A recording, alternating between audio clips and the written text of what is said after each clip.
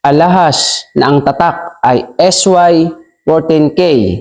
Ano ba ang kahulugan nito? At yan po ang ating tatalakayin sa video natin ito.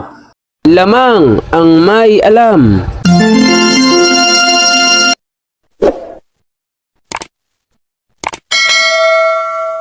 Alahero ang trabaho ko, pagkilatis ng ginto'y eksperto ko. Magandang panahon po sa inyo, mga kaibigan ko, dito po sa ating channel, More Than Treasures. Kumusta po kayong lahat? Nawa po ay nasa mabuti po tayong kalagayan at ligtas sa anumang sakit at karamdaman. Sa mga bagong dating, welcome po kayo sa ating channel. Salamat po ng marami sa inyong pagsuporta at sa mga datihan na marami pong salamat. Sa video po natin ito ay ating bibigyan pansin at sasagutin ang katanungan ng isa nating kaibigang taga-subaybay.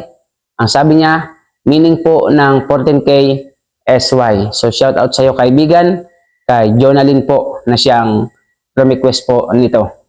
So pag-aaralan po natin ang kahulugan po ng 14K SY. Okay? So unang-una, ano po, kapag ang tatak po ay 14K SY, ibig sabihin po, pag original na tatak, yan po ay 14K ang iyong ginto.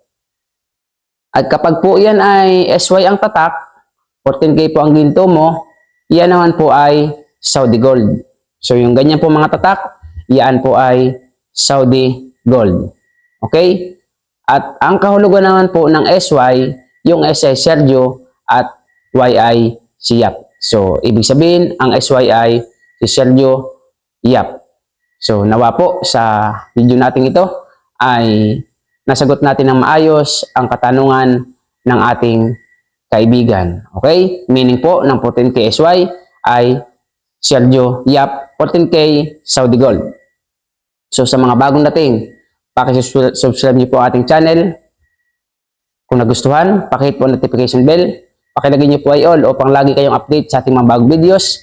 Kung nagustuhan niyo nga, pakilike and share sa ating mga kaibigan.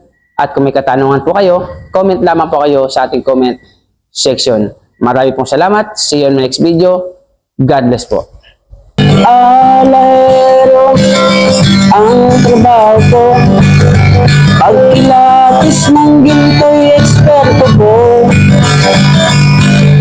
Kung sa mga tatak, ikabisado ko, alam ko ang peke at totoo.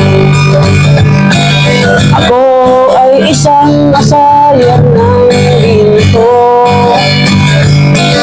Alam ko ang tunay at totoo. Kung usapan ay alas lang, yan ay kaya nating patunayan. Ako ay alahero at asayan ng ginto. Alam ko ang tapak na totoo. Walang maitatago sa usapan ay ginto. Pagkat ang alahero'y eksperto sa ginto.